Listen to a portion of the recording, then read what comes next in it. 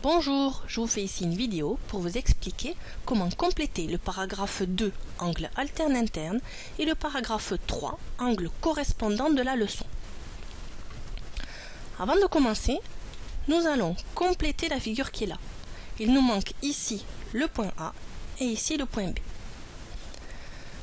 On va maintenant énoncer la définition d'angle alterne interne. Définition. On considère deux droites, D et D', et une séquente delta qui coupe la droite D en A et la droite D' en B.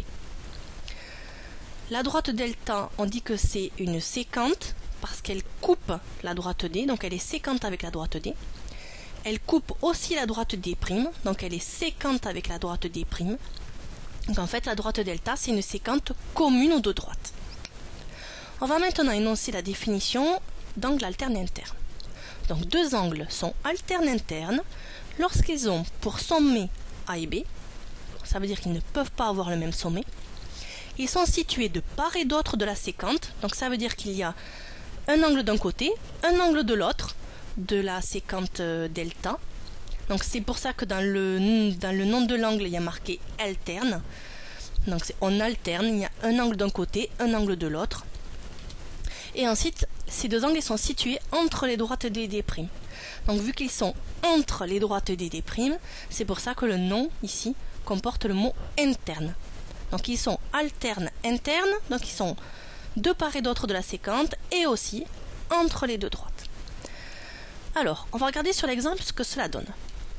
Ici, les angles bleus et rouges sont alternes internes pour les droites D et D' et la séquente delta. Alors, à chaque fois, il faudra préciser pour quelle droite et pour quelle séquente ils sont alternes internes. Alors, pourquoi ces deux angles-là sont alternes internes? Ces deux angles, ils ont pour sommet A et B. Donc, ils n'ont pas le même sommet.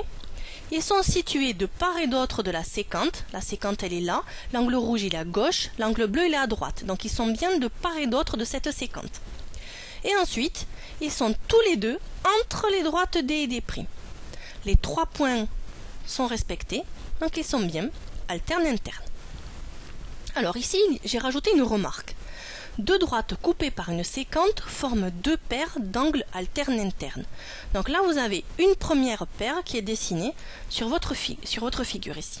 Je vous propose ici une autre paire d'angles alternes internes, toujours pour les droites D et D' et la séquente delta.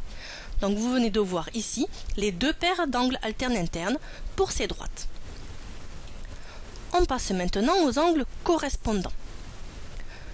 Comme tout à l'heure, on va rajouter ici le point A et le point B.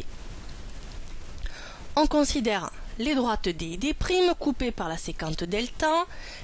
La droite delta coupe la droite D en un point A et la droite D' en un point B.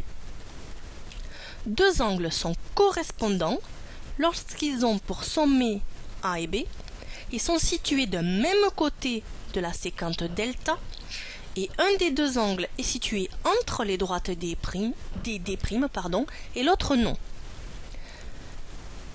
Alors, on va regarder sur l'exemple ce que cela donne. Donc ici, les angles rouge et vert, ils sont correspondants pour les droites D et D' et la séquente delta. Donc comme tout à l'heure, il faut préciser pour quelle droite ils sont correspondants et pour quelle séquente. Alors, on va vérifier qu'ils sont bien correspondants.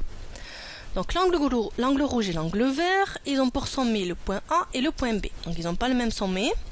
Ils sont situés d'un même côté de la séquente. Donc la séquente, elle est là. Ils sont tous les deux à gauche. Le rouge est à gauche de la séquente et le vert, il est aussi à gauche de la séquente. Donc ils sont bien du même côté de la séquente.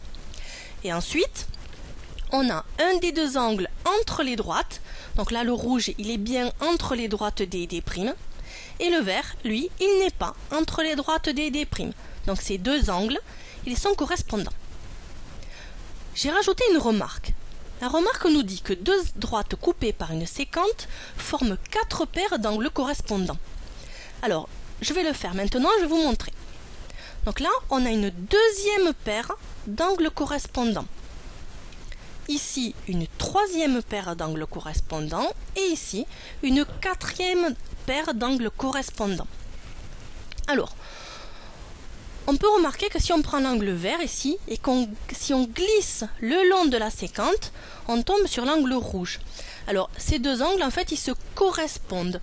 Donc, c'est sûrement pour ça que les angles sont appelés correspondants. Maintenant, on va voir si vous avez bien compris la leçon. Je vous propose un exercice pour voir si vous avez compris. Déterminez l'angle alterne interne à l'angle rouge pour les droites D et D' coupées par la séquente delta. Vous avez 4 figures. Sur ces 4 figures, vous avez deux droites, la droite D et la droite D', qui sont coupées par la séquente delta. Vous avez un angle rouge qui est marqué. À vous de trouver où est l'autre angle rouge. Je vous propose de mettre la vidéo en pause. Tout le monde réfléchit et essaie de trouver à quel endroit on pourrait mettre l'autre angle rouge. On corrigera ensuite ensemble. Premier cas. L'angle rouge, il est ici. La séquente, elle est là.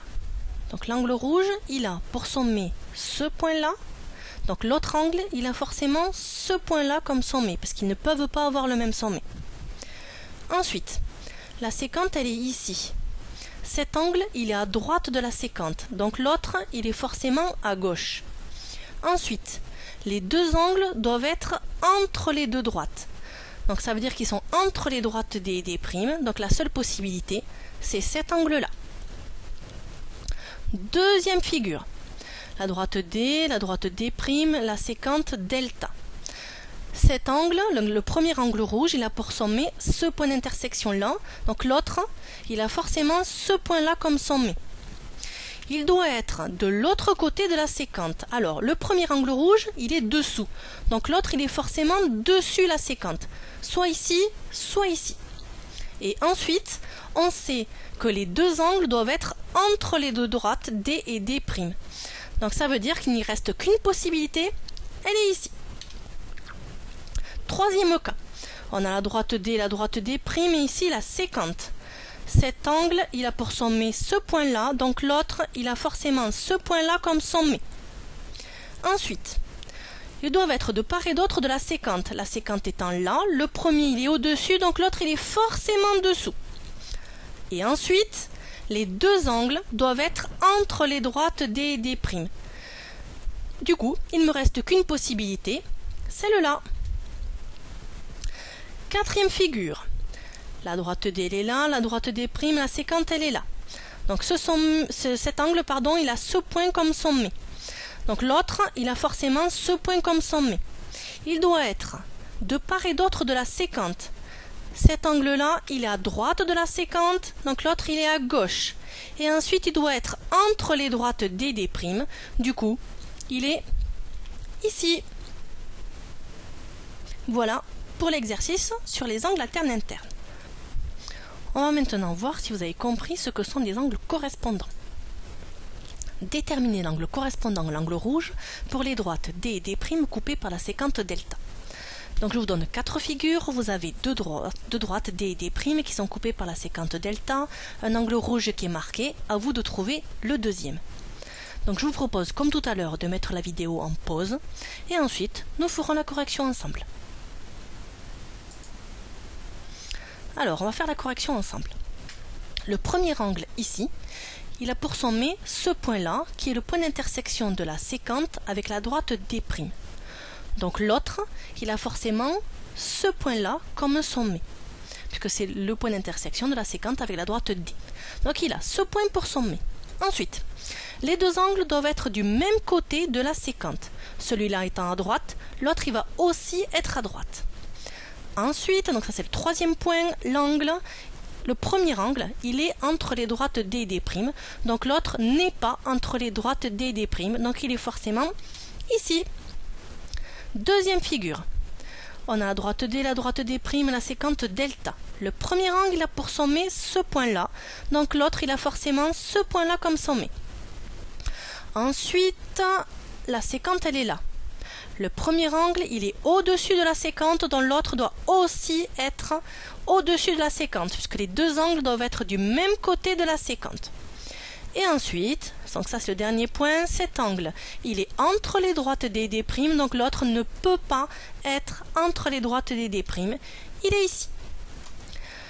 Troisième figure, cet angle-là, il a pour sommet ce point-là, qui est le point d'intersection de la séquente delta avec la droite D. Donc l'autre angle, il a forcément ce point comme sommet, qui est le point d'intersection de la droite delta avec la droite D'. Donc on a le sommet ici. Ensuite, ils doivent être tous les deux du même côté de la séquente. La séquente, elle est là. Le premier angle, il est en dessous. Donc l'autre, il est forcément en dessous aussi.